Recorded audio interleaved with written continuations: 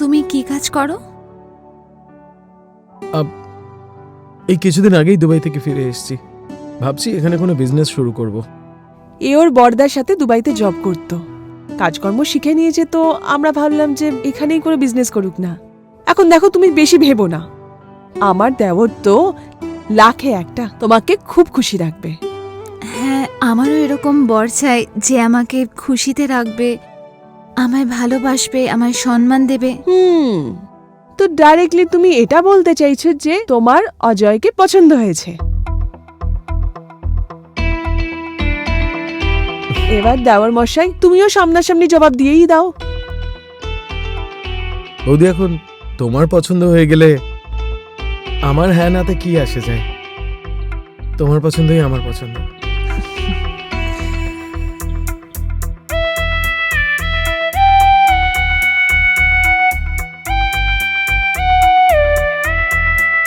এই দেখো।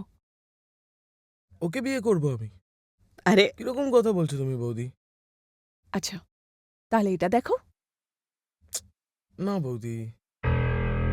কোনো ব্যাপার না অজয় বাবু, একে দেখো। এ তো একদমই না বৌদি, প্লিজ। তো একে কেমন লাগছে? কেমন লাগলো? না বৌদি।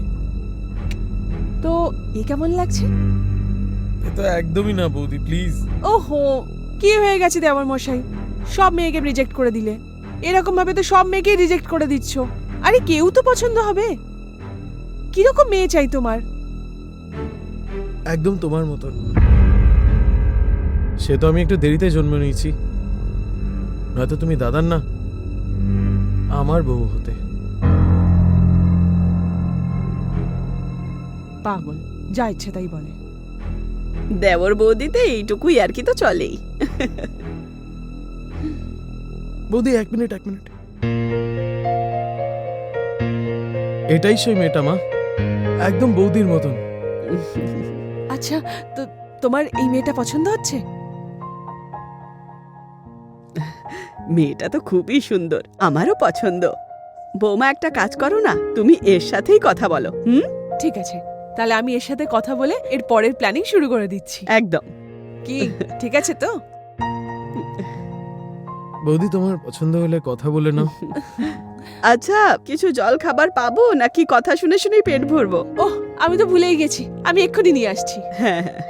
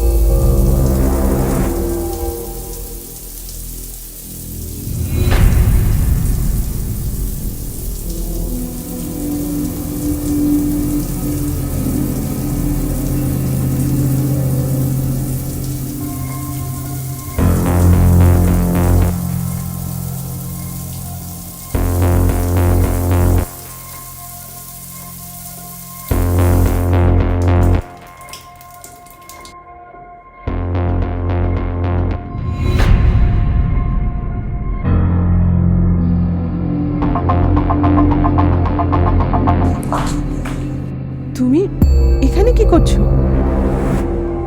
সরি, ওই আমি টাওয়াল ভুলে গেছিলাম আমার, ওটাই নিতে এসেছিলাম। আমি আসছি।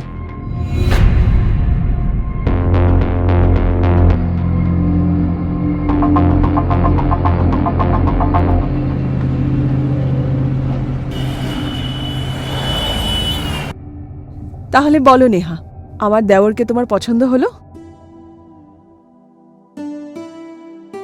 তুমি কি কাজ করো? এই কিছুদিন আগেই দুবাই থেকে ফিরে এসেছি।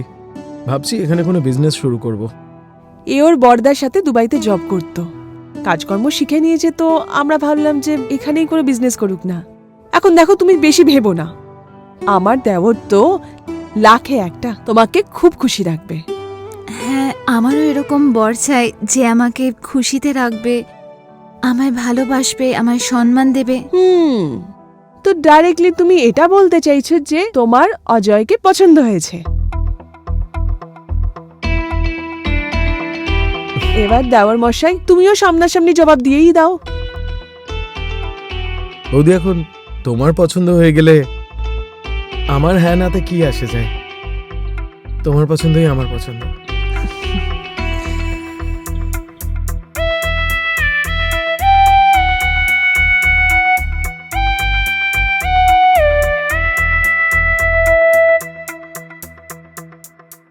আরে না না পণ্ডিত বাবু, কিরকম কথা বলছেন আপনি?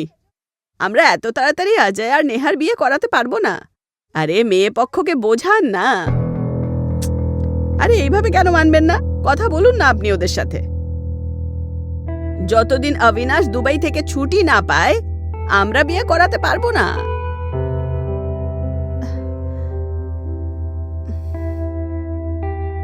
পণ্ডিতজি, আপনি কেন ঝামেলা করছেন? যখন মা বলে দিয়েছে এটা হবে না, তখন এটা হবে না। আপনি মেয়েদের সাথে কথা বলুন, না হতে পারলে কোনো ব্যাপার না। আমাদের কাছে এরকম অনেক সম্পর্ক আছে। দাও, আমি কথা বলছি। এভাবে কি কথা বলে? হ্যাঁ ঠাকুর মশাই, আপনি মেয়েদেরকে বলুন যে ছেলেদের বড় ভাই দুবাইতে জব করে, তো যতদিন ও বাড়ি ফিরবে না ততদিন আমরা বিয়ে করাতে পারবো না। আর দুবাই থেকে এখানে আসার জন্য একটু তো সময় চাই, তাই না? হ্যাঁ, আমার মনে হয় ওরা খুবই ভালো, ওরা মেনে নেবে। হ্যাঁ ঠিক আছে ঠাকুর মশাই, আমি ফোন রাখছি। অজয়, কারোর কল আসছে, দেখো। এটা তো দুবাইয়ের নাম্বার। দেখ, অবিনাশের হবে। জিজ্ঞাসা কর কবে আসবে। হ্যালো, কি কি করে? কি হয়েছে?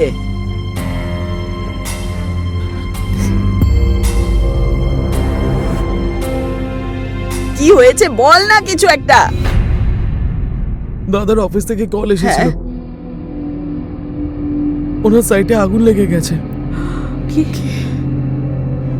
সবাইকে বাঁচাতে বাঁচাতে দাদার প্রাণ চলে গেছে। এটা হতে পারে না, না, এটা হতে পারে না, এটা হতে পারে না। তুমি সামলাও নিজেকে।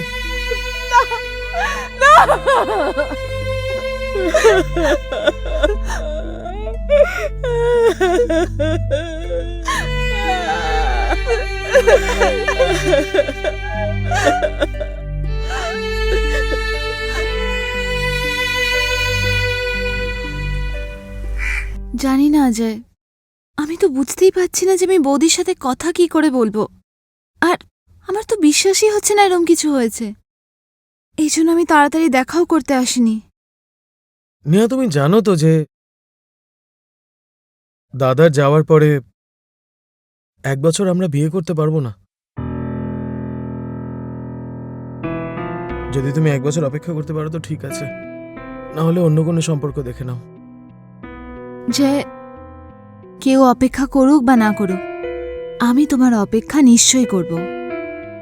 আমি ভালোবাসি তোমায়, আর বিয়ে আমি তোমাকেই করব। নেহা, আমি এটাই আশা করি তোমার থেকে। আর এখন আমাকে আমার বাড়ি সামলাতে হবে। আমার মাথার উপর অনেক চাপ চলে এসছে এখন।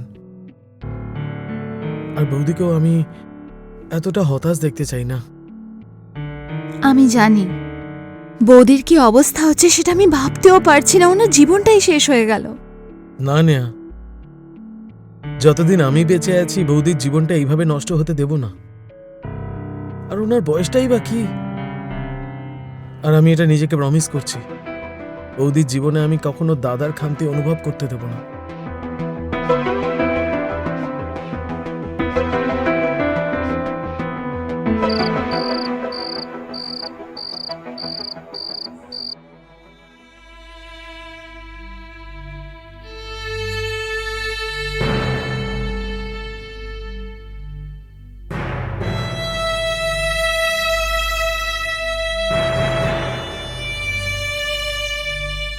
বৌদি,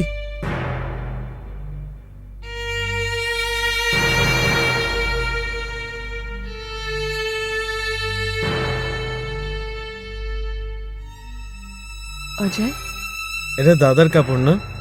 কেমন লাগছে আমি? একদম দাদার মতন না? বৌদি, তোমার অবস্থা আমি দেখতে পাচ্ছি না চোখে। আজকে তোমার বার্থডে আর তুমি এখন আমাকে উইশ করোনি। আই এম সো সরি, আমি তো ভুলেই গেছি। Happy birthday Ajay. এত ঠান্ডা বার্থডে উইশ বৌদি। একটা হাগ করে দাও তুমি আমাকে। Happy birthday Ajay.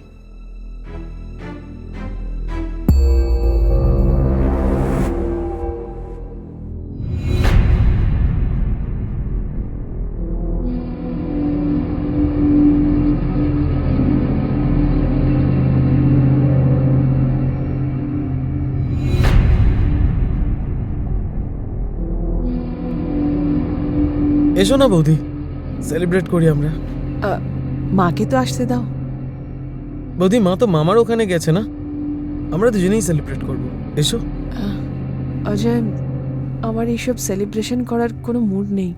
একটা কাজ করো না, তুমি নেহাকে ডেকে নাও। বৌদি, আমি জানি না নেহা আর আমার কোনো ফিউচার আছে বলে, কারণ দাদার বাৎসরিক পর্যন্ত ও অপেক্ষা করবে কিনা। বৌদি, আমি এই বার্থডে তোমার সাথে পালন করতে চাই, ঠিক আছে? আচ্ছা ঠিক আছে, আমি কেক অর্ডার করছি। না না বৌদি, তার দরকার পড়বে না।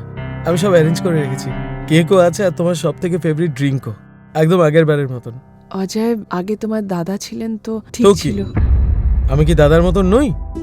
বৌদি, আমার বার্থডে আজকে, একটুখানি ব্যাপার। ঠিক আছে। এসো এসো আসো। Happy birthday to you, happy birthday to you, happy birthday dear Ajay, happy birthday to you, to you. Thank you বৌদি।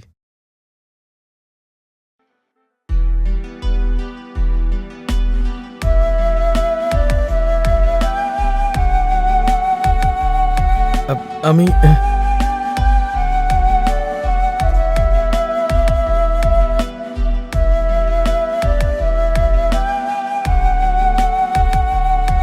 চলো বৌদি, আমি তোমার জন্য একটা দারুণ পেক বানাচ্ছি।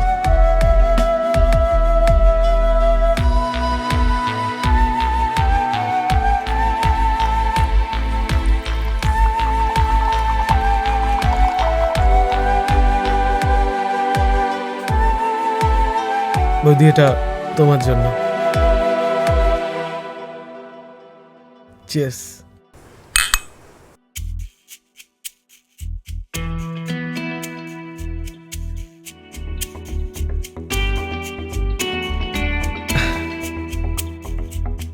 খাও না বৌদি।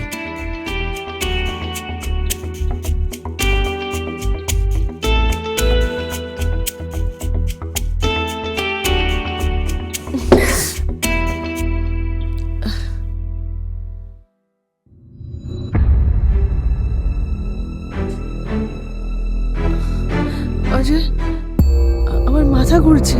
বৌদি, আমি তোমাকে বেডরুমে গিয়ে ছেড়ে দিই?